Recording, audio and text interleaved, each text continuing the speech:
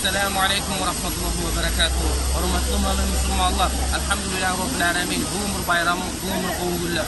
Bu mümin Müslümanların kurbanlık günü. Elhamdülillah bu canlıları kesmeye, Rabbil Alemin'in yoluna kurban etmeye geldik. O Allah Azze ve Celle ehli mümin Müslümanların kurbanını kabul etsin.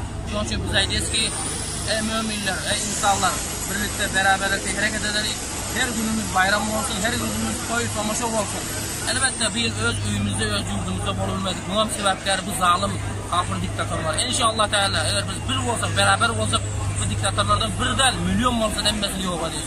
Onun için birlikte bereket var, ayrılıkta azap var diye. Birlikte hareket edelim, bayramlar mübarek olsun, kutlu mübarek olsun. Yakınla kovduğu günler geliyor. Esselamu Aleyküm ve Rahmetullahi ve Berekatuhu.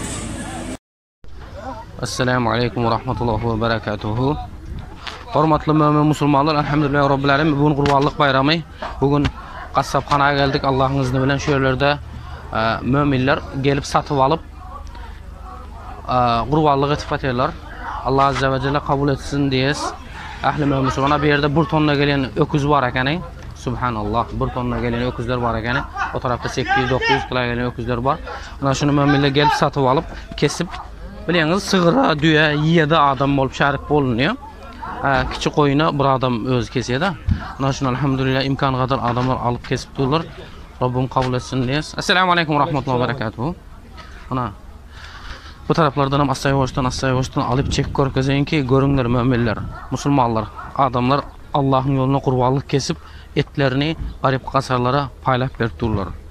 Elbette bizim özümüzde hazır şu Türkmenler olsun, Özbekler olsun, Qaraqalpaqlar olsun, garip bolup kaldık. Bunun sebepkar şu zalim diktatörler bizim kanımızı içip, bizi kul etip işledip, kadimna firavunlar, adamları ne etip işleden olsa, hazırki diktatörlerim şey edip, ithal etip işletip dur.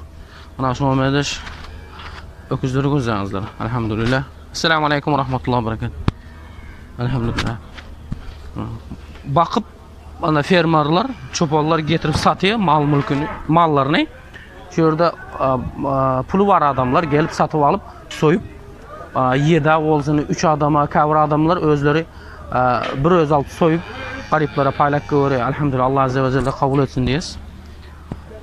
Bizlerim kurbanlıkta öylerimizde bolanla, yurdumuzda bolanla bolup dur şeyden kurbanlığın keyfini çıkarıp, hez edip, Allah'a hamd edip gezi vermeli. Yani hazır şu.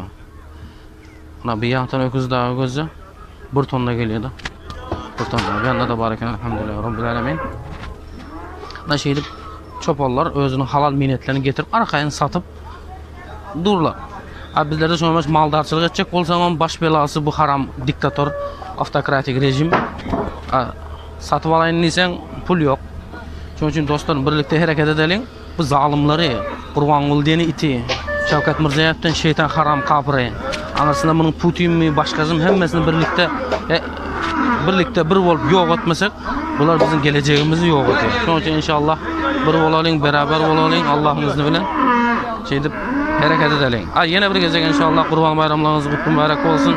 Koy Allah Azze ve Celle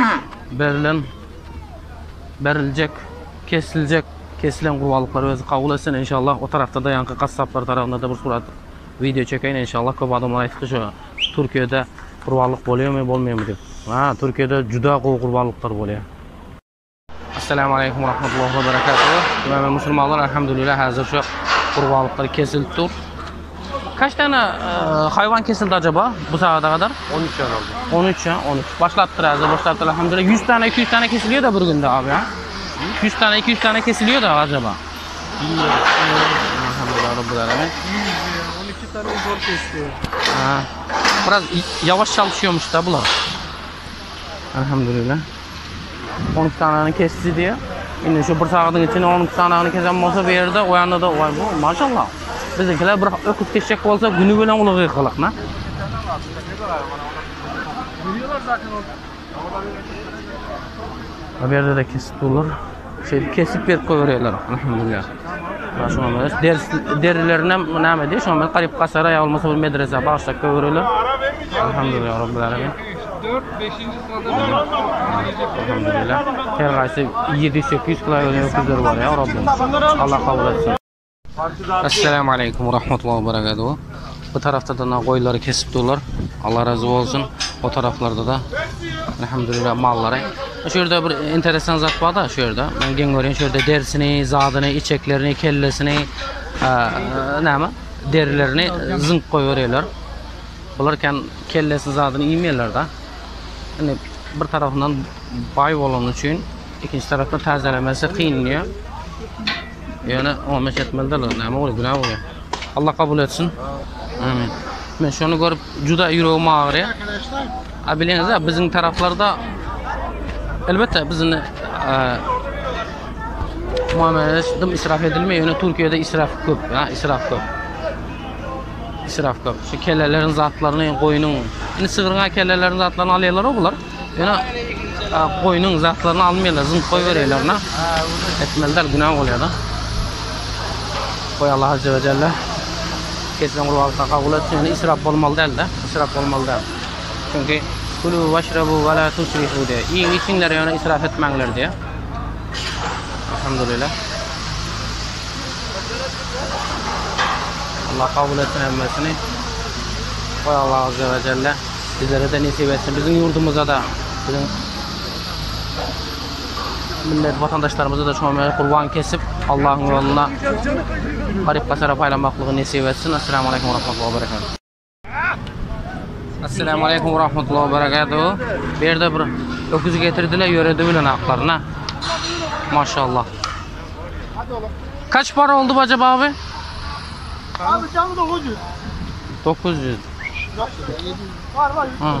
Ha. Bir ton vardır bu ya. Elhamdülillah Rabbil Alemin.